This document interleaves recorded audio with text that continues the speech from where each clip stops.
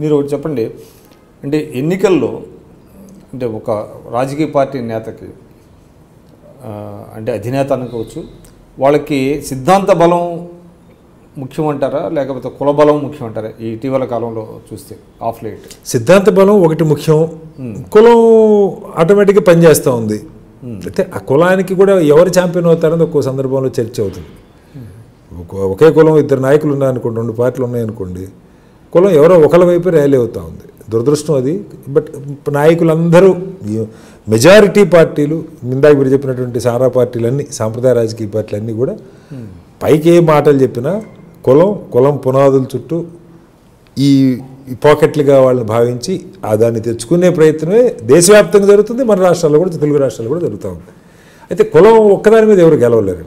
కులంతో పాటు ఐడియాలజీ కావాలి, నిర్మాణం కావాలి, ఎంతో కొంత మేరకు డబ్బు కావాలి. మామూలు పార్టీలకు ఒక రకం కావాలి, సారా పార్టీకి ఇంకో రకంగా కావాలి. కాబట్టి ఇవన్నీ ఉంటేనే సాధ్యం. సరే, ఇప్పుడు రాష్ట్ర రాజకీయాలకు వద్దండి. ఎస్పెషల్లీ ఆంధ్రప్రదేశ్. నేను అనుకుంటా మీరు ఆంధ్రప్రదేశ్కి చెందినవారు అనుకుంటా. మీరు ఇందాక చెప్పారు ఒంగోలా మీది? ప్రకాశం జిల్లా. ఓకే, అంటే అక్కడే పుట్టి పెరిగారా? పుట్టడం నర్సరావుపేట. నాన్నగారు పోలీస్ డిపార్ట్మెంట్, చదువుకుందంతా ఎక్కువ ప్రకాశం జిల్లా, తర్వాత నాగార్జున యూనివర్సిటీ. అచ్చా, నాగార్జున యూనివర్సిటీ తర్వాత మీరు ఉద్యోగరీత్యా హైదరాబాద్ వచ్చారు. సో మీకు ఆంధ్రప్రదేశ్ పాలిటిక్స్ గురించి బాగా తెలిసి ఉండాలి. అంటే ఇటీవల కాలంలో జనసేన అధినేతగా పవన్ కళ్యాణ్ గారు ప్రత్యక్ష రాజకీయాల్లోకి వచ్చారు. అంటే దాదాపుగా 2014లో పార్టీ పెట్టినప్పటికీ తెలుగుదేశానికి ఆయన మద్దతు ఇవ్వటం, తర్వాత 4 ఏళ్ళు స్తబ్దుగా ఉండటం, ఇప్పుడు కొంచెం ఆయన ప్రత్యక్ష రాజకీయాల్లోకి వచ్చారు. అంటే జనసేన ఇంపాక్టు ఆంధ్రప్రదేశ్ రాజకీయాల మీద ఏ విధంగా ఉంటుంది? పవన్ కళ్యాణ్ గారు ఏదన్నా సమాజంలో మార్పు తెచ్చే అవకాశం ఏమైనా ఉందంటారా?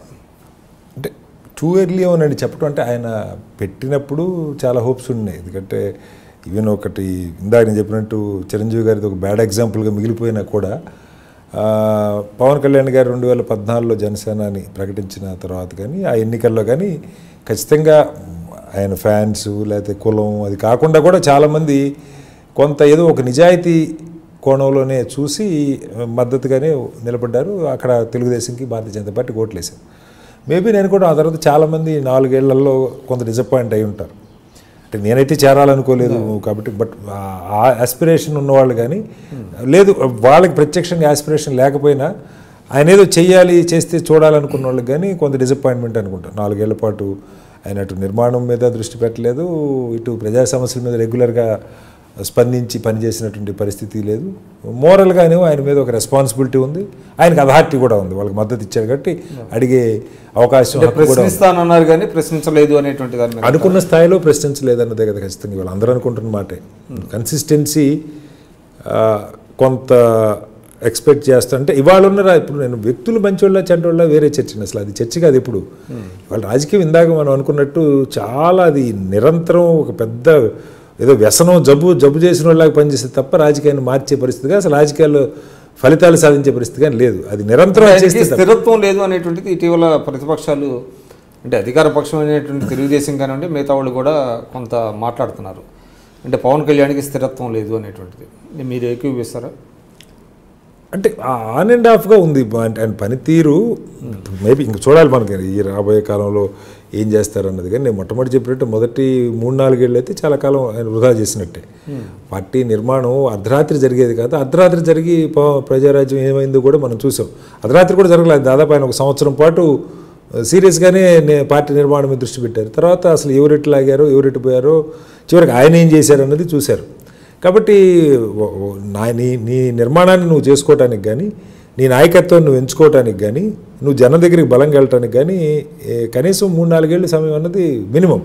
అయితే 3-4 ఏళ్ళు ఇబ్బందులు ఉండవంటే ఇబ్బందులు ఉంటాయి. మరి నిర్మాణం ఖర్చుతో కూడుకున్న పని, శ్రమతో కూడుకున్న పని, మరి చేయాలనుకుంటేనే కదా ముందుకు రావాలి. అది జరగల. ఇప్పుడు టైం కూడా ఇంకా ఇప్పుడంతా ఉద్యమం నడుస్తుంది ఆంధ్రప్రదేశ్లో. దీనిలో పెద్ద నిర్మాణం చేసుకుంటానికి అనువైన సమయంగా కూడా నేనైతే భావించను. ఉద్యమం దీర్ఘకాలిక ఉద్యమాలు వేరండి. ఇప్పుడు రాబోయే 1 year ఎలక్షన్ టైంలో ఇక ఎవరు గోల వాళ్ళకి ఉంటుంది ఆంధ్రప్రదేశ్లో. మనం చూస్తాం 6 months ఉన్నట్టు 6 months టైంలో పెద్దగా నిజంగా ఈయన అసెస్ చేసుకొని నాయకత్వాన్ని అంటే పూర్తి స్థాయి రాజకీయ పార్టీకి నిర్మాణం జరగడానికి నా దృష్టిలో అయితే టైం సరిపోదని అనుకుంటా ఉన్నాను.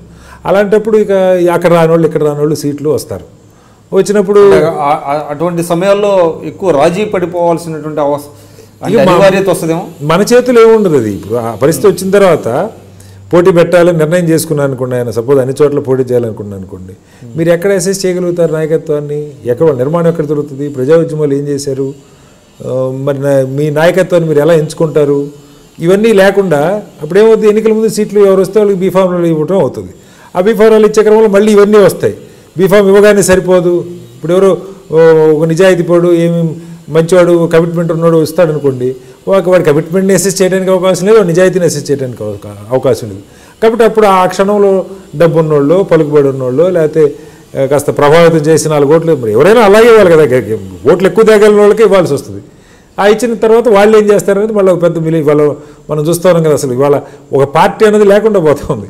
ఎక్కడో చోట గెలిస్తే తర్వాత మనం ఏ పార్టీలో ఉంటే ఆ పార్టీలోకి పోవచ్చు అన్న రాజకీయం నడుస్తూ ఉంది. కాబట్టి పార్టీలను కాపాడుకోవడం చాలా కష్టమైన పని ఇప్పుడు.